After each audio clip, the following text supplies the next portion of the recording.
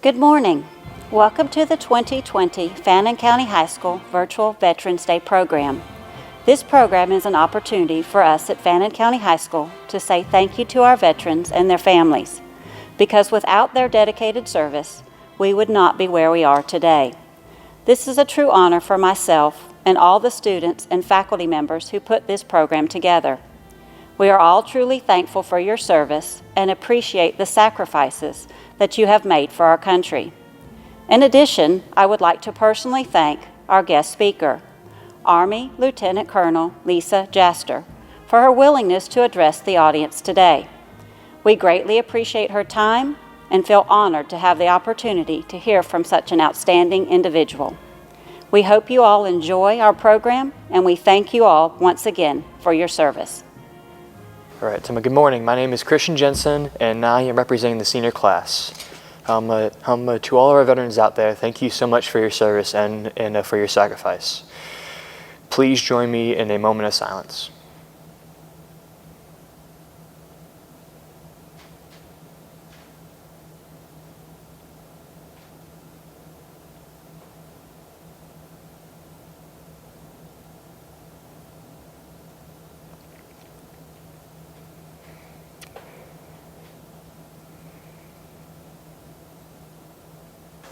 All right, so now please stand and join me in the Pledge of Allegiance.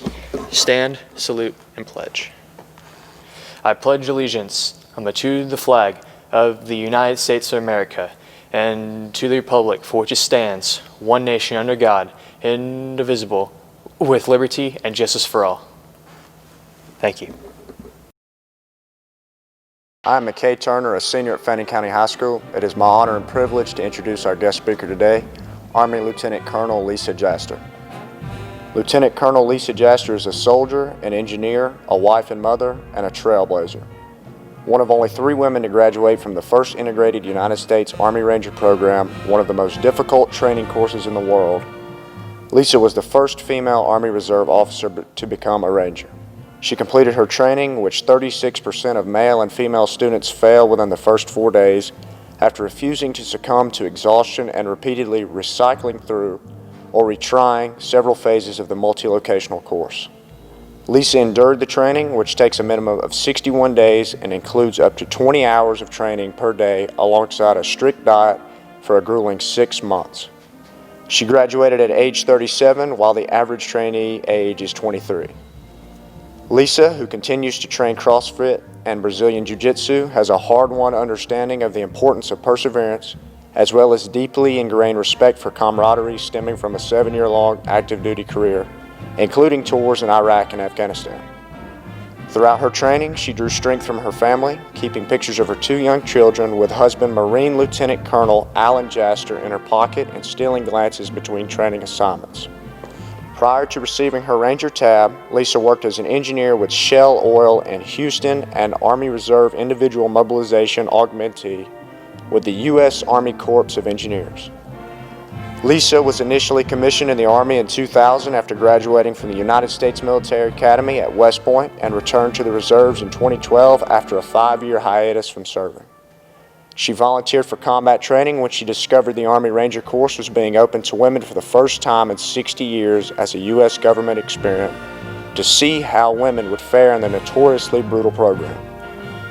Lisa currently works as the Director of Civil Engineering for M&S Engineering during the week and is the Brigade Executive Officer for the 420th Engineer Brigade in the Army Reserve. Lisa is the recipient of numerous military accolades, including 2 Bronze Star medals and the Meritorious Service Medal. Please join me in welcoming Lieutenant Colonel Lisa Jaster. Jaster, thank you so much for joining us for our first ever virtual Veterans Day program. It's our Veterans Day program at our high school is a huge tradition, and unfortunately, COVID this year has thrown a kink into it, so we're not able to do it in person. We're doing it virtual, but it did provide us this great opportunity to bring in a speaker from across the country. So thank you so much. So let's get started. Can you tell me about your history of military service in your family? Do you have a history Yes, there? I do actually. So my grandfather on my mother's side, so my maternal grandfather is a was supposed to be a World War II vet. He actually broke his leg playing stickball when he was boarding the plane to go to World War II, and instead ended up being a instructor at the Army Aviation Navigation School before there was an Air Force. So my grandfather claimed that he was in the Air Force before there was an Air Force, but I say he's in the Army or was in the Army. And then my father was actually a West Point grad, class of 1968. And then I obviously followed in his footsteps. Awesome. So when did you decide to join the Army? How early or how young were you when you made that decision? It's actually quite ridiculous. I decided I wanted to join the Army, and specifically that I wanted to go to West Point in seventh grade. So for me, that was 1991. And my grandmother, my paternal grandmother, had uh, lived in Massachusetts, and she had seen a book sale at Harvard and bought this book called In the Men's House by Carol Barkalow. And Carol was one of the first women to graduate from West Point in the class of 1980. And it's a book about her story being one of the first women there. And I thought, wow, this is great. This sounds really hard because I'm from a very, very small town. And, you know, I played sports. I was very active I had jobs, I had good grades. And I thought, wow, being this West Point thing sounds really hard and like a really good challenge. And it's in New York, and I wanted to leave my small town. So already in seventh grade, I thought, I want to try this out. So how did you prepare? I mean, because there's not only the physical part to get ready, but there's also the academic side to that as well. Because it's not easy to get into West Point. It's quite an honor. So the hardest part about getting into West Point for me was actually you have to get so as you said, there's a physical and there's the academic part. And there's an application process just like any university where either take your SATs or your ACTs, and you fill out an application, you write essays. There's that normal aspect. There's a physical, as in, hey, are you healthy enough and don't have a history of health problems that would keep you from serving in the military or limit your military service. But then there's a physical fitness test where they tested some basic motor skills. You did a ball toss, a sprint. I can't remember exactly what the West Point placement test all included, but again, it was all physical. But the hardest part was you had to get a nomination from either a congressman or a senator, or you could, if your father was a Medal of Honor winner, that was another way to get it, or a presidential, vice presidential nomination. So that was the hardest part, the part that I really needed to prepare for the most. And I started that early, seventh, eighth grade, where I started writing my congressmen and my senators. This is the day where we still had DOS-based computers, and they were only in the library, and there weren't search functions. There wasn't Google. Everything was Control Alt to manipulate the computers. Definitely no smartphones. So there was no ability to research somebody and reach out to them from a distance. So I started writing paper letters to these various political personnel from the state of Wisconsin. I included my school pictures back when you had to print out your picture, or you had to purchase a printed out picture, cut it out of a sheet of paper and send it. And then I would start actually going to various political town halls so that I could try to get some FaceTime with the various congressmen and senators from my region. So to this day, that is one of the things I really put out, and I really say to people, is if there's anything you think you want out of life, you have to be all in. And it's kind of one of those talking points, is don't let the quit in or be all in. And that's, hey, if you want to go to Ranger School, you need to be willing to shave your head and give up all your clothes and just wear a military uniform and not call home and not do anything for 9 straight weeks. That's what all in means. That's one thing in the military, but the same thing is true if you want to be a stay-at-home parent. You have to be all in, get good at whatever skill set you need to be successful in those goals. So yeah, I guess I always had that in me, even from a little kid. I guess if you still call seventh graders a little kid. So, can you summarize your career in the service and why Ranger School? So I've had a very interesting career in the military. So I went to West Point in 1996 after graduating from high school. There, I attended cadet basic training and graduated 4 years later from the military institution, the United States Military Academy, with a Bachelor of Science in Civil Engineering. And I was commissioned as an engineer officer in the U.S. Army. I was active duty for 7 years. The Army also paid for me to get my master's in civil out of the University of Missouri-Rolla, which is now Missouri University of Science and Technology. And during that 7 years of active duty, other than getting my master's degree, the Army also sent me to Korea for 2 years. I also went to Operation Enduring Freedom, which was Afghanistan. That was the first deployment to Afghanistan. And then Operation Iraqi Freedom 1, which was the first group to deploy to Iraq. And those deployments were 2002 and 2003 respectively. Then I fell in love with a Marine, and an active duty Marine and an active duty Army soldier can't really get co-located very easily. So he got out of the Marine Corps for a while, and then eventually I got out of the Army. And at that point in time, I got a job with Shell Oil Company, and for 5 years, I pined over the military and really missed it. So my husband had joined the reserve pretty early after getting out of the Marine Corps, and I was jealous of the fun he was having, still being part of such a tight organization.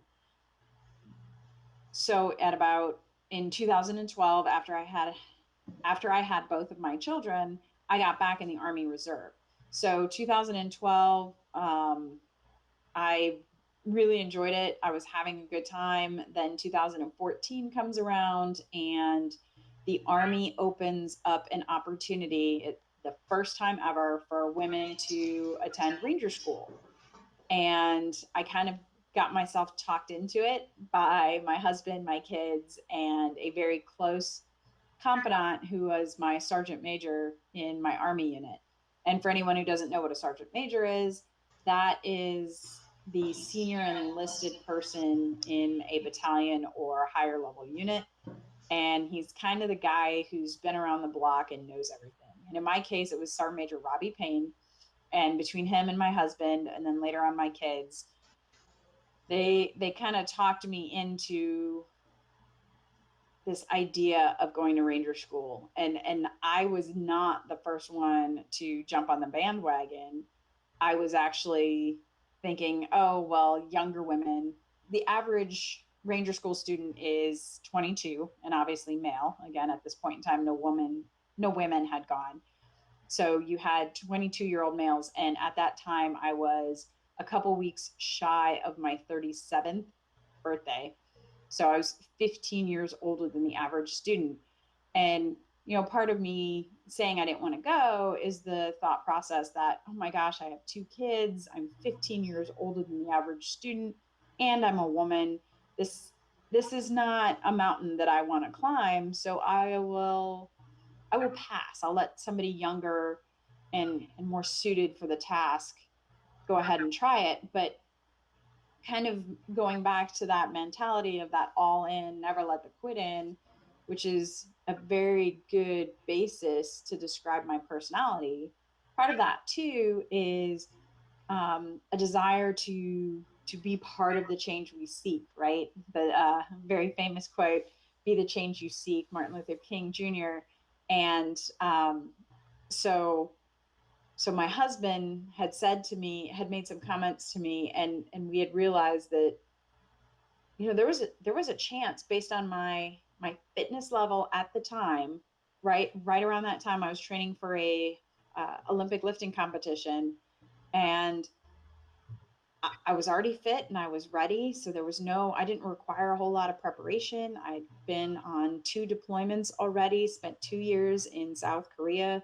So I understood tactics. I had been in highly stressful situations. So I knew that mentally, physically, as well as tactically, I was about as prepared as any female from a non-infantry armor branch could be for the school. And then my husband kind of slipped something in there during dinner one night and said, "Hey Lisa, what if you don't go to ranger school and you don't try and no woman graduates? Like how much will you be kicking yourself for not throwing your hat in the ring and not being that extreme person that you've always been, that hey, this is something I want, I'm going to get it." So how I got to ranger school was I really got talked into it. Tell us about Ranger School. Um, Tell us about your experience there. Well, so Ranger School, to give a brief overview, is 3 phases long, and in the Army, it's affectionately called the crawl, walk, run phase. It is supposed to be 9 weeks. If you go through start to finish in a 9 week period, it the average duty day is 19 and a half hours, which means that leaves 4.5 hours for brushing your teeth, washing your clothes, getting dressed, getting sleep, etc. Um, you walk in those 9 weeks an average of 200 miles. The pack we carry is on average anywhere between 65 and 75 pounds. But again, that's an average, which means sometimes it's more. Um, Again, I said the average age is 22 years old. The average graduation rate at that time was, I think, 45 or 47%. So, to kind of tell you a little bit about the experience, is all the Ranger School hopefuls, all the Ranger hopefuls show up on what we call day zero, which is the day you show up and you do all your paperwork and you get ready for the school to start on day one. Well, on day zero, you show up with nothing but 2 duffel bags with all of your uniforms and materials and everything that you're going to have for the entire time you're in the school. You have no cell phones, no newspapers, no contact with the outside world. Um, you really don't have anything extraneous in your bags because you have to carry everything you own everywhere you go. So you have these 2 duffel bags and you want only what's required to be in them. We all had shaved heads, and it was, again, it was one of these all in type scenarios. And that was day zero.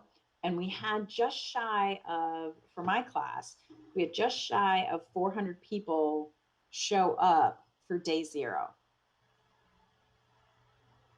About 25% of that 400 didn't even make it to breakfast on day one. So the attrition rate was so great in those first couple of days of Ranger School that we literally had 75% of our class about 20 hours after we had first checked in. If that gives you kind of a way to understand the experience.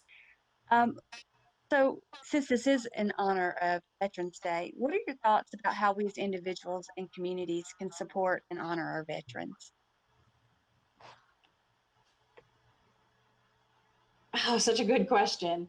It's really hard as a veteran to express how to be honored. I don't. I'm 43 years old. I'm fit. I don't think of myself as a veteran, but I know that that is my category that you can put me in. And when I think about veterans, I always think about my dad was a Vietnam vet. I had other relatives, like I said previously, from World War II, who, you look at these older people, but I guess now I'm one of the older people. I think one of the best ways to honor veterans is to spend time with them. It's not a thank you for your service. It's not a quick brush by night. It's a listen to people's stories. And it's not necessarily the war stories, it's the stories of friendship and community. What what I remember most about my first deployment was how close I got with the men and women that I was deployed with. you sleep together, you eat together, you go to the bathroom together, you go out on mission together, you share stories and fears and cares with these people that you never thought you would say out loud. And then you come back home and there's a different level of community. In the military, there is this tightness and kind of nothing's off limits if you have fears. This time of year or this time in history where people are voting and our nation is so divided, whether you're talking Black Lives Matter or liberal versus conservative, it's such a terrible time. But with my military buddies, even if I know they have completely opposite beliefs as I do, I can I can be completely me. I can make fun of them for their beliefs and they don't think anything of it. And it's not rude. It's a ribbing, and it's something that we as veterans understand. If I give you a hard time about something in your history, or you give me a hard time about, oh, being a woman, it doesn't mean anything. So I think, to make a short story very long, the best way to really honor friends and family members that are veterans is to sit and listen and have candid conversations with them, and be willing to read past uh, some of the things that might come off as gruff or inappropriate, and understand the intent. And I also think, again, during these seasons of divide and debate, another way to honor those who have served the nation is to understand that we are a wonderful melting pot in this country, and the way we got here is by listening to each other's concerns, by holding each other's hands as we cried. And even if you can't empathize, you can sympathize, you can be there, you can be a shoulder to cry on, you can have candid conversations, you can really dig into somebody's beliefs and be their friend, not because they have the same beliefs as you, but because you respect the fact that they stand up for what they believe in.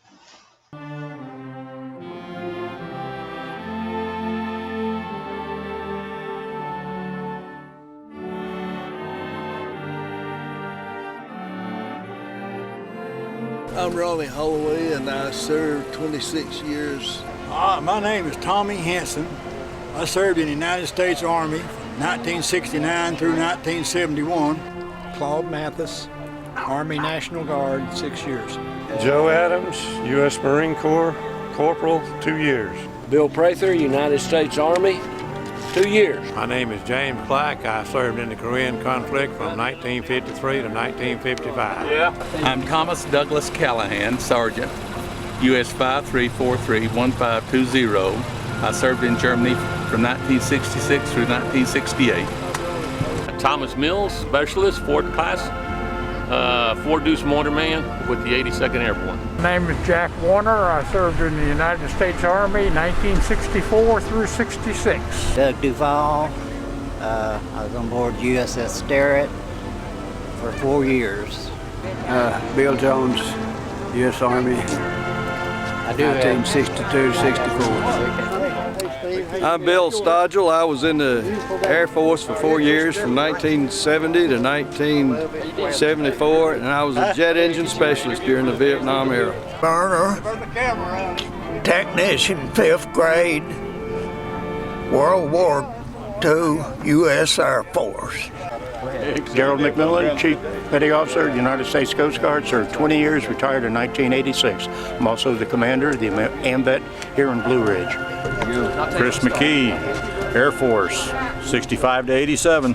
My name is Jim Callender. I've served in the United States Army as Lieutenant Colonel from 1980 to 2018. Paul Hunter, I've served in the United States Army. I served in Vietnam in 1970 through 1971. 1986. Roger Courtney, retired Sergeant Major, Served in the Marine Corps from 68 to 74, in the Army from 74 to 2001. Sonny Payne went in 1969 to 71, Army. Richard Crosley, and I served from 1966 through 1970, Vietnam, 1969 and 70, and Air Force, and 4 years. All right, Steve Strickland, Army, 1969 to 71, Corporal, Hard Strike Corporal. James Postel, served in the Army, was in Vietnam a little over a year, and from 66 to the latter part of 60, well, almost 68. Danny Brown, 1972, and I was in the Army. Hi, I'm Rod McIntyre. I was in the Army, served 3 years, 1964, 1967, 1 year in Vietnam. I served U.S. Navy, 1964 through 69. Steve Cheatham, Army, 68, 69, Vietnam. Hi, I'm Deputy Summers, Tracy A. Summers. I served in the Air Force from 1979 to 2000. Jim Rumbelow, I served in the United States Marine Corps from 1968 to 1976. United States Navy, 1977 to 1989. Dale Green, United States Marine, active duty 1967 to 1973, and reserves from 1973 to 1988. Mike Hughes, United States Marine Corps, 1976 to 1997.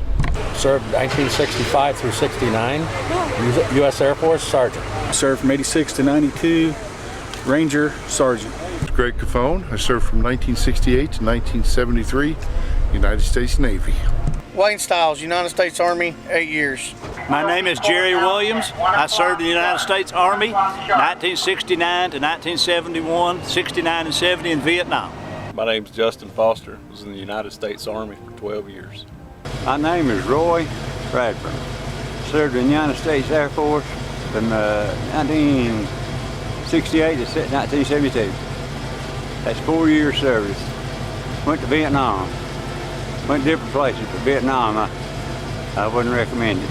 Ed Graham Young, Navy, peacetime. Larry Payne, Army, Spec 4, 66 to 68. I'm Robert Gay Brown, Navy, 19 machinist mate, Navy, 1943, 44, and 45.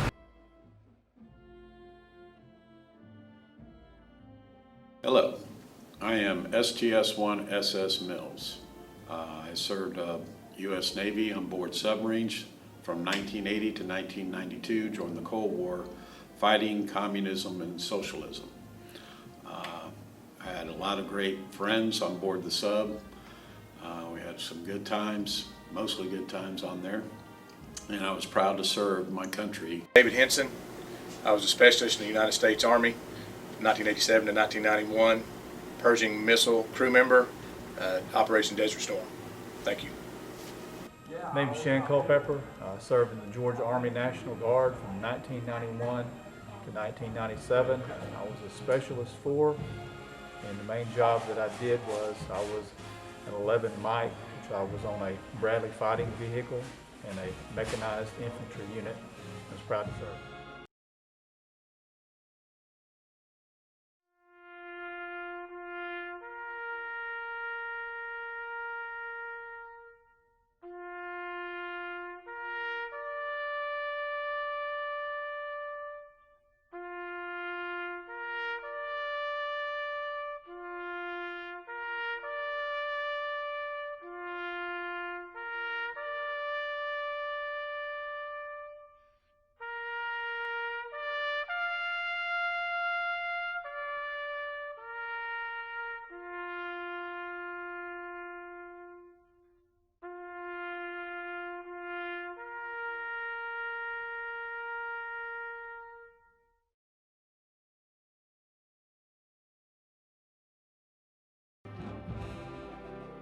Courageous, heroic, Humble. A hero. Loyal. Strong. Noble. A veteran is someone who is brave enough to fight when others won't. Someone that is willing to fight for our freedom. Someone who's willing to give their life for mine. Someone who's dedicated to their country and preserving freedom. Who's willing to risk it all and give up what they want to do to serve our country. A veteran is someone that risks their life to save our country. One who serves his or her country. One who spends their time away from their family to defend their country. Protectors of our country. Use their time and money to save others. Thank you. Thank you. Thank you. Thank you, veterans. Thank you for serving for our country. Thank you, veterans. Thank you, veterans. Thank you, veterans, for protecting this country. Thank you, veterans, for all that you have done for all of us. Thank you, veterans. Thank you for serving our country. Thank you. Thank you, veterans. Thank you, veterans. Thank you, veterans. Thank you, veterans. Thank you, veterans. Thank you, veterans. Thank you. Thank you. Thank you. Thank you. Thank you. Thank you. Thank you. Thank you. Thank you. Thank you. Thank you, veterans.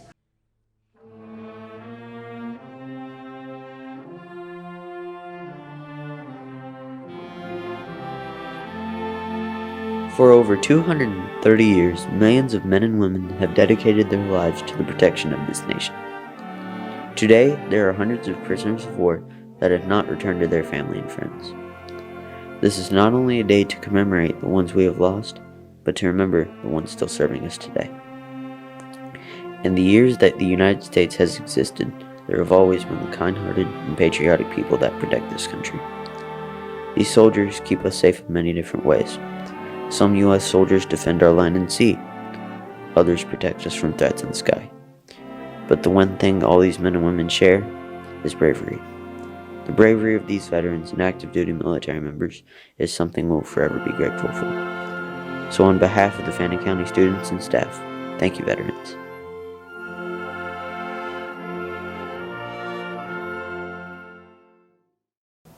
On behalf of the employees and students of Fannin County High School, we want to thank you for watching and participating in our virtual Veterans Day program.